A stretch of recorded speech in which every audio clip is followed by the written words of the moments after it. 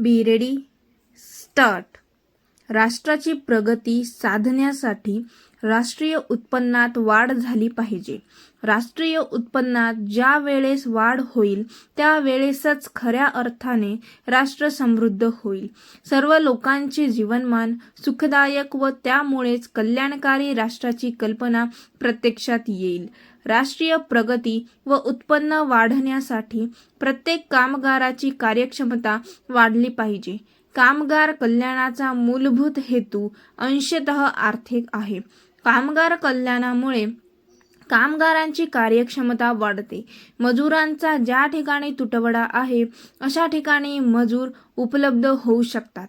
त्याचप्रमाणे उद्योगधंद्यामधून चांगले मजूर उपलब्ध होण्याचीही शक्यता निर्माण होत असते.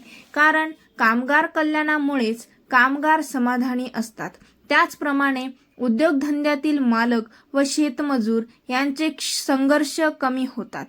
कामगारांमध्ये आपल्या जबाबदारीची जाणीव निर्माण करणे हा कामगार कल्याणामागील हेतू आहे व त्यासाठी कामगार कल्याण मंडळ जागृत आहे. मालकांनी कामगारांना करून दिलेल्या कामगार कल्याणाचा साचा साधारणपणे विस्तृत पायावर आधारित आहेत. परिच्छेद. मोठमोठ्या उद्योगधंद्यांनी कामगारांच्या शैक्षणिक सोयीचीही व्यवस्था केली आहे. छोटे छोटे उद्योगधंदे मात्र कायद्याने घालून दिलेल्या मर्यादेतच कामगार कल्याणाचे काम पाहत आहेत. दवाखान्याची सोय, कॅन्टीनची सोय, विश्रांतीगृहाची सोय, बागेची सोय इत्यादीच्या उद्योगधंद्यातून करण्यात आलेल्या सोयी कायद्याच्या तरतुदींना धरूनच आहेत. कामगार असताना अपघाताने किंवा अन्य प्रकारे मृत्यू झाल्यास त्यांच्या कुटुंबियांना सर्व प्रकारचे संरक्षण व आर्थिक सहाय्य पुरविण्याची योजना आखणे व अंमलात आणणे, कामगारांना निवृत्ती वेतन, भविष्य निर्वाह निधी इत्यादी सारख्या योजना लागू करणे इत्यादी गोष्टींचा समावेश होत असतो.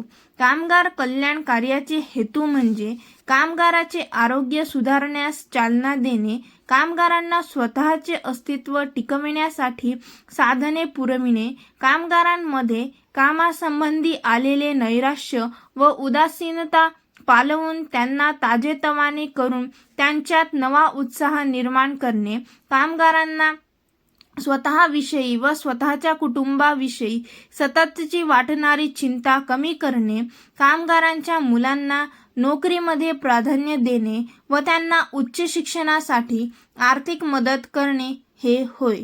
परिच्छेद. कामगारांनी आपले हित रक्षण करण्याकरिता आणि हित संवर्धन करण्याकरिता स्वेच्छेने स्थापन केलेली व्याख्या केली जाते. या व्याख्येत कामगार संघटनाच्या कार्यामागील सूत्राचा उल्लेख आहे. कामगारांचे हितरक्षण आणि हितसंवर्धन हे कामगार संघटनांचे कार्य असते. या चौकटीच्या अंतर्गत कामगार संघटना पुढील कार्य पार पाडतात. पगार आणि नोकरीच्या इतर शर्तीच्या बाबतीत एकटा कामगार मालकाबरोबर सौदा करू शकत नाही. एका कामगारांना अधिक पगार मागितला तर मालक त्याला कामावरून कमी करून दुसऱ्याला कामावर ठेवू शकतो. म्हणून कामगार संघटना सर्व कामगारांच्या वतीने सामुदायिक सौदा करतात. स्टॉप.